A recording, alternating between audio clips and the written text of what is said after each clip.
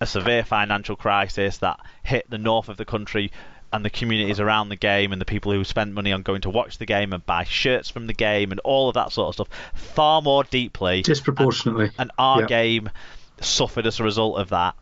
And licensing never really nailed down because of it. That and the slight element of our sporting culture doesn't buy into it. And in particular, the sporting culture of those said people who lost all their jobs or had their income squeezed or all of that from the financial crisis, from Tory austerity, from all of those sorts of things. So yes, it was. Sounds like a player could be a player in the women's game, doesn't it? But Tory austerity. The problem was the yo-yo nature of teams and not the loop fixtures. So I don't get why people keep telling me they were a failure. They were not. From my memories and also from looking at attendances, barely a difference in but reality. You look at every sport. Across the board, there was a small decline in the repeat fixtures, but that could be explained by other factors, and there were enough games where there was an increasing crowd as well as ones where there was a decreasing crowd. You look at other sports though that have got promotion and relegation. They have all got teams that float between divisions that aren't quite good enough for one but too good for another. Every sport has that. You look at various levels of football. I mean, it used to be the joke about Crystal Palace. Crystal Palace used to bounce on a semi-annual basis between divisions. You look at in the conference and in the football league, the teams that go up and down there are pretty much the same. You look at loads of other sports. You look at rugby union, that happens all the time. I have no idea what happens in rugby union for promotion and relegation. To be honest, I'm only aware of the top clubs. Bristol have been in and out. Worcester have been in and out. London Irish have been in and out. There's a few clubs that just bounce between the divisions. It's the same lower down the pyramid. Pretty much every sport I can think of that's got some sort of professionalism involved in it, there is always the same issue. And that's just, if we say that's part of our sporting culture, well, frankly, so are those teams that sort of bounce between. Right. Then they're one and the other. Relegation and not want yo-yo clubs because they're one and the same. Part and parcel. Yeah. Right. Interesting point, Tim. Who's next? Me. It's you. Paul. Yeah. Paul. Michael Craig. Actually, I think I've put his in twice, so we need to remember that when we get to it. But Paul said, good he's in twice. Paul said, I can't see how the extra 7 fixtures could be fair for a league with relegation. How do they work out who plays who 3 times? Only fair way I can come up with is 2 pools of 6. Teams 1, 4, 5, 8, 9 and 12 in Pool A, and teams 2, 3, 6, 7, 10, 11 in Pool B. You play every team home and away, then teams in your pool for a 3rd time. However, that's only 27 fixtures. The other issue is some teams will have to travel to Canada twice, others only once. Few things to unpack there, isn't there? There's a few assumptions in there, yeah. Right, first of all, I totally buy into the loop fixtures are a bit... They're okay when you've got a playoff to decide champions, but when you've not got a playoff to decide relegation, there's an element of question marks about who you get there. But I've challenged people on this before that there's an element of luck anyway. Like you could get Wigan, Leeds and Saints when they've got injuries, and then or conversely play them yeah, when they've all got fully fit sides, and that's the other way round as well. You could have your injuries when you're playing the relegation contenders, and then not when you're playing the top sides.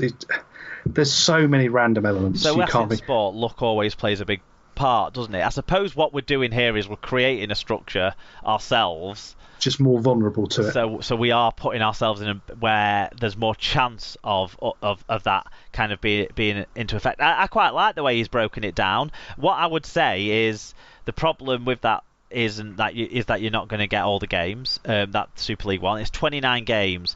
That's a problem for me. That's too many. 27 games or 28 games with one Magic weekend as well would have been a much more preferable system. I think what they're going to do, they were meeting about this today and it's not been announced yet. I don't know what you think, Tim, but I think what they're going to do is if you finish in an odd position, you'll play all the teams that finished in an even position plus the new team in place of the 12th team, and vice versa.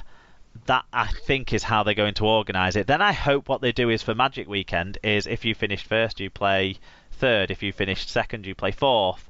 Down the way, so that you're kind of playing someone relatively close to you in the league from the year before.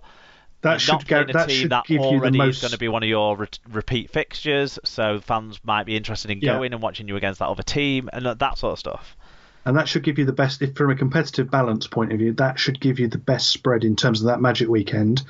That should, in theory, give you the best chance of having a few, 7 good games, because you should only be a place apart from them. So really, you're going to get anomalies of various things, but that should guarantee the biggest spectacle at Magic Weekend, doing it like that. I think back to the relegation point, and then I'll let you talk on the other points. Back to the relegation point. What I did do is I went back over the years that we had these in inverted commas loop fixtures before. We just called them fixtures back then. Between 2000 and 2008, okay, the 2006 and 2007 seasons, they mixed them throughout the season, so it wasn't like a block of third time you played someone right at the end of the season. Every other year, pretty much apart from the odd time where they flipped to switch fixture because of ground availability or whatever, but almost entirely you played a block at the end of your third time around, okay, and every one of those seasons that we played it that way, so not 2006 and 2007, it was too hard for me to go back and work it all out in a few minutes, but all the other seasons, the team that was bottom of the table at the time when, say, round 23 had happened in most of the instances, was bottom of the table at the end of the season. So, just you see what I'm saying? It made no effect. The shit team was the shit team, and no one was robbed or unluckily put in a position. But back then, we had a situation where we had Lee winning one game, Halifax winning one game. We had a pretty abject Huddersfield side for a couple of years. So we did have some crap sides in those leagues. So I do wonder if teams could be more equal footing. But then you look back, and how many games did Widnes win this year? Not many. 3, was it? So yeah. Anyway, do you want to talk about any of those points? Yeah. So I think the fixtures kind of make sense. I think that travelling to Canada twice is one of the issues that you will get with having a side that's based transatlantically. But then that's the same as where you've had fixtures where people have to go and play Catalan twice. So it's the same issue in effect. I don't have a huge thing. One of the things that I don't know if we talk about it now. One of the really good things about this structure, let's focus on the positive here. Well, none of the views we've got into, so we might as well, Tim. No, but let's pull the positives out. That we're going to have our fixtures known from, November time when we'll announce them. Yeah. We'll know from November. We'll know when we're playing up till September of the following year. So we will be able to, hopefully all Thursday night games are confirmed at that point in time rather than what we've got this week. But I agree. Yeah, let's not get into that one yet. But you'll be able to say that's when we're playing. Therefore, people who want to rearrange their life around it, they can say, that's when I'm going to a game. That's when I'm doing that. People can make choices, book holidays, make it as accessible as possible so people can rearrange things. If with enough notice, you'll go to the games you want to go to and everybody will be happier. Where you have the thing where we've got at the moment where you only know some games are happening 2 weeks before, people can't make travel plans, people booking other things, cousins, aunties, barbecues, those sorts of things. They all happen, and it's harder to turn those down when you don't know that the fixture's happening. If you know something's happening, then it's a lot easier. I've spoken about before how, as a staff member at a club, I find it a lot easier this year where I've known my fixtures months in advance, I've booked it in my diary, sorted things out I need to sort out, job done. Whereas previously, when I was at Oxford and when we had all sorts going on, it was an absolute nightmare, not knowing 2 weeks in advance that you're going to need a ground. And also for clubs that do share their facilities, it's a lot easier for them to get in and get a prime slot. It stops them being moved around for TV, stops them being not TV for other sports. You get the Everton who was it? Everton situation. Yeah, that Everton football situation. you stop all that because you know when you're playing. It's easy. Well, we knew when we were playing then. Yeah, well, it's a lot less likely to happen. Yeah. Yeah, completely. I agree. Another positive thing about this is, compared to the Super 8s, the general season structure is a lot easier to understand. Therefore, if you're bringing someone along, you can say, this is what's happening. We're playing everybody home and away, and then we're playing a random set of, an extra determined set of additional fixtures to make up the numbers.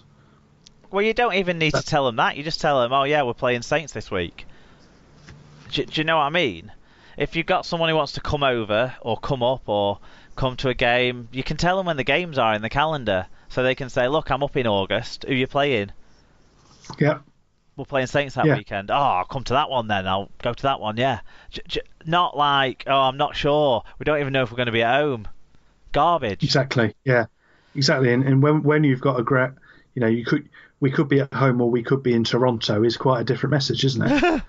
So it's all, we could be any point in between. We could be 5 miles down the road or 2,000 miles away. Well, that's